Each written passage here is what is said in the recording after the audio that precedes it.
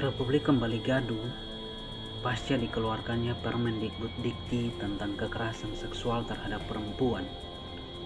Kelompok pro dan kontra saling beradu argumen di ruang-ruang publik. Saya tidak mau ikut dalam pertarungan argumen itu dan memilih melakukan kajian serta analisa terhadap latar belakang diterbitkannya Permendikbud Dikti ini dan polemik yang muncul akibat peraturan ini. Pertama, Permendikbud Dikti ini muncul pasca terkuaknya kasus pelecehan seksual terhadap perempuan atau seorang mahasiswi yang dilakukan oleh dosen pembimbingnya.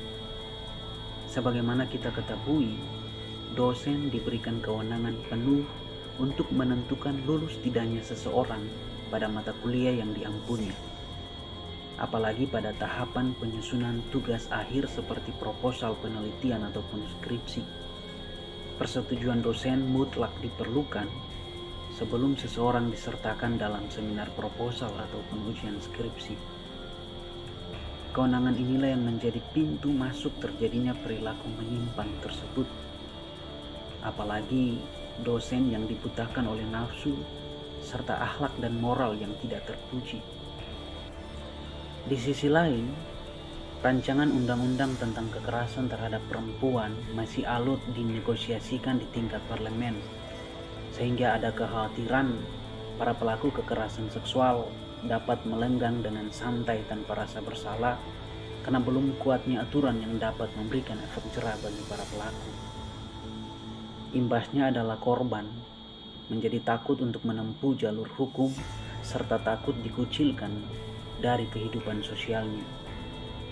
Fenomena inilah yang membuat Mas Menteri menggunakan hak diskresi dalam batas kewenangannya untuk mengeluarkan Permendikbud Dikti tentang kekerasan seksual terhadap perempuan di lingkungan kampus.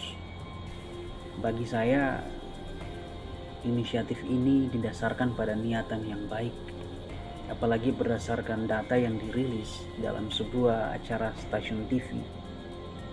Tingkat kekerasan terhadap perempuan paling banyak terjadi di lingkungan kampus. Sebagaimana bentuk-bentuk kebijakan, ada 3, yaitu kebijakan makro, kebijakan meso, dan kebijakan mikro. Maka kebijakan atau Permendikbud Dikti merupakan kebijakan meso atau penjelas pelaksanaan yang dikeluarkan untuk mendefinisikan kekerasan seksual terhadap perempuan secara detail, sehingga menutup ruang-ruang alibi pembenaran dari para pelaku. Karena ini merupakan peraturan menteri, maka sifatnya hanya mengikat ruang lingkup yang ada dalam batasan kewenangannya, seperti misalnya sivitas akademika ataupun para aktivis kampus. Sejauh ini respon mereka justru mendukung Permendikbud Dikti ini. Penolakan malah terjadi atau penolakan malah datang dari kelompok-kelompok tertentu yang kalau dirunut historisnya memang kerap kali menentang kebijakan-kebijakan Mas Menteri.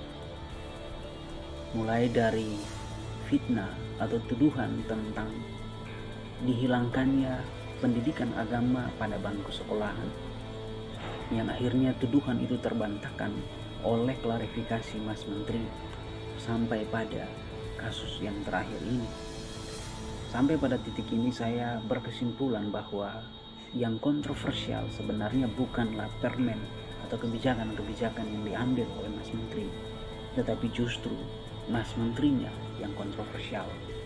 Ada sentimen subjektif sehingga apapun yang dikeluarkan oleh Mas Menteri sedapat mungkin bisa ditentang dengan argumen-argumen.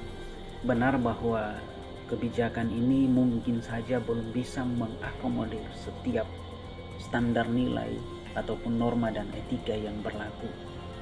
Tapi paling tidak ada niatan baik yang mencoba dirumuskan melalui Permendikbud Dikti ini. Ingat bahwa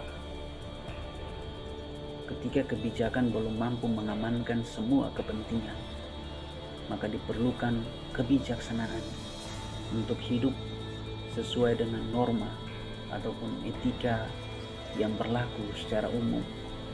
Karena ketika kita hidup sesuai dengan aturan maka aturan itu yang akan melindungi kita.